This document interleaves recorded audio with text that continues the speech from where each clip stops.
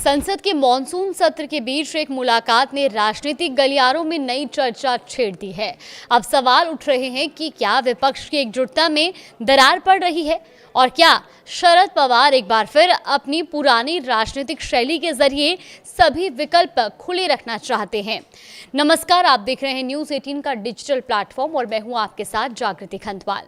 तो देखिए, एनसीपी के प्रमुख शरद पवार ने एक ही दिन में दो ऐसे कदम उठाए जिनसे अलग अलग राजनीतिक संदेश निकलते दिखाई दिए। सबसे पहले शरद पवार दिल्ली के जंतर मंतर पहुंचे। यहां उन्होंने छात्र नेता अभिजीत दीपके और सामाजिक कार्यकर्ता सोनम वांगचुक के प्रदर्शन को समर्थन दिया। ये वही मुद्दा है जिस पर विपक्ष लगातार केंद्र सरकार को घेरने की कोशिश कर रहा है। अब कांग्रेस, समाजवादी पार्टी और शिवसेना यूबीटी जैसे दल शिक्षा और छात्र आंदोलनों को लेकर सरकार पर लगातार हमलावर है। लेकिन इसी दिन बाद में शरद पवार प्रधानमंत्री नरेंद्र मोदी से भी मिले और इस बैठक में एनसीपी की सांसद सुप्रिया सुले भी मौजूद थी। हालांकि इस मुलाकात को लेकर आधिकारिक तौर पर कोई राजनीतिक बयान सामने नहीं आया, लेकिन इसके राजनीतिक मायने निकाले जाने शुरू हो गए हैं। अब यहीं से विपक्ष के भीतर संभावित मतभेदों की चर्चा भी तेज हो गई है। दरअसल हाल के दिनों में राहुल गांधी, प्रियंका गांधी और समाजवादी पार्टी के प्रमुख अखिलेश यादव छात्र आंदोलन के समर्थन में प्रदर्शन के दौरान प्रधानमंत्री आवास के पास हिरासत में लिए गए थे। वहीं शिवसेना यूबीटी प्रमुख उद्धव ठाकरे भी जंतर मंतर पहुंचकर प्रदर्शनकारियों से मिले थे।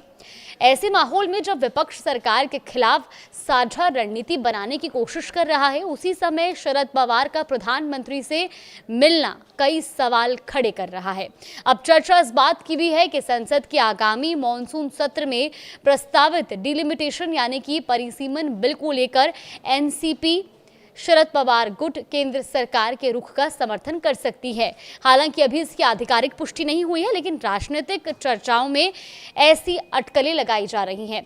अगर ऐसा होता है तो इंडिया गठबंधन के भीतर मतभेद और खुलकर सामने आ सकते हैं। और ये पूरा घटनाक्रम ऐसे समय में हुआ है जब महाराष्ट्र में प्रकाश आंबेडकर ने महाराष्ट्र बंद का आह्वान भी किया है। यानी राज्य और राष्ट्रीय राजनीति दोनों स्तर पर माहौल पहले से ही काफी गर्म है।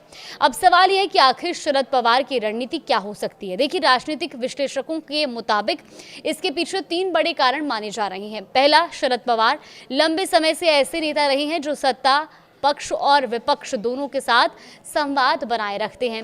माना जाता है कि इससे उनकी राजनीतिक सौदेबाजी की क्षमता मजबूत रहती है और भविष्य में किसी भी राजनीतिक परिस्थिति में बातचीत की गुंजाइश बनी रहती है।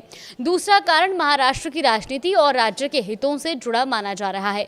विश्लेषकों का कहना है कि कुछ महत्वपूर्ण विधायी मुद्दों, खासकर परिसीमन जैसे विषयों पर शरद पवार व्यवहारिक रुख अपनाना चाहते हैं।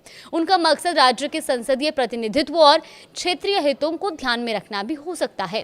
और तीसरा कारण उनकी राजनीतिक छवि से जुड़ा है। देखिए, शरद पवार लंबे समय से ऐसे वरिष्ठ नेता माने जाते हैं जिनकी स्वीकार्यता सत्ता और विपक्ष दोनों में रही है। यही वजह है कि वो खुद को ऐसे नेता के रूप में बनाए रखना चाहते हैं जो राजनीतिक गतिरोध की स्थिति में दोनों पक्षों के बीच संवाद का सेतु बन सके।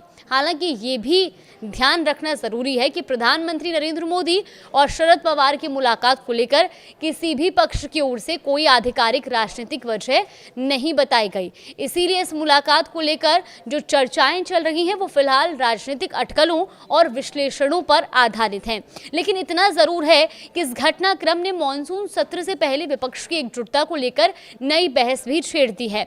अब देखना होगा कि आने वाले दिनों में ये मुलाकात सिर्फ एक औपचारिक बैठक साबित होती है या फिर संसद के भीतर और बाहर इसकी राजनीतिक गूंज और भी तेज सुनाई देती है।